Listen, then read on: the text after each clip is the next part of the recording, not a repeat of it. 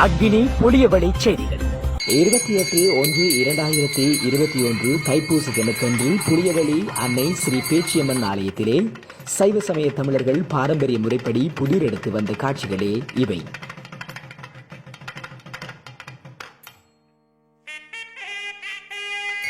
நெற்பயிர் நன்கு விளைந்த வயல் நிலத்திற்கு ஆலய குரு, ஆலய நிர்வாக சபையினர், கிராம மக்கள் அனைவரும் சென்று பூமி தாய்க்கும் நெற்பயிர் பூசை செய்து தேங்காய் உடைத்து நெற்கதிர் அறுவடை செய்யப்படுகின்றது.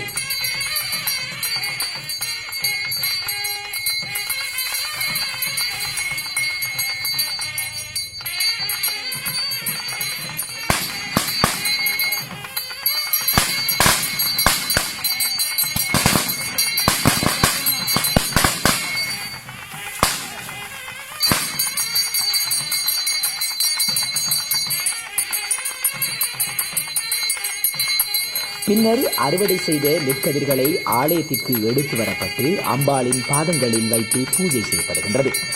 பூஜை செய்த நெற்கதிர்களை பக்தர்கள் தங்களது இல்லங்களுக்கு எடுத்துச் சென்று அறுசுவை உணவருந்தி குடும்பத்தாருடன் தைப்பூச தினத்திலே கொண்டாடி வருகின்றனர். பூச நட்சத்திரமும் பௌர்ணமி திதியும் கூடி வரும் நன்னாளிலே தைப்பூசம் என்பர். இந்த தைப்பூசமானது முருகப்பெருமான் தரகாசுரனை வதம் செய்த நாளாகவும், சிவபெருமான் உமாதேவியுடன் சிதம்பரத்தில் ஆனந்த நடனம் ஆடி தரிசனம் அளித்த நாளாகவும், இரணியவர்மன் சிதம்பரத்திற்கு வந்து அரும்பெரும் திருப்பணிகளை செய்து சிவபெருமானை நேருக்கு நேர் தரிசித்த நாளாகவும் கூறப்படுகின்றது.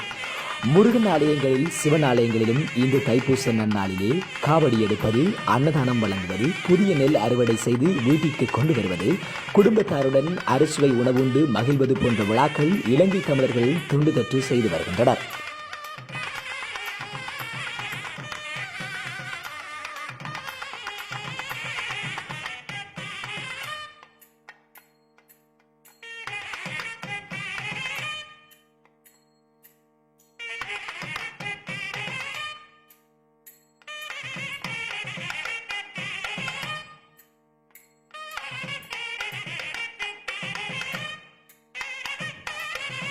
இவ்வாறு தமிழர்கள் தொன்று தொட்டு கடைபிடித்து வரும் பாரம்பரியங்களை அழியாமல் அடுத்த சந்ததியினருக்கு பழக்கப்படுத்துவது எமது தார்மீக கடமையும் பொறுப்புமாகும்.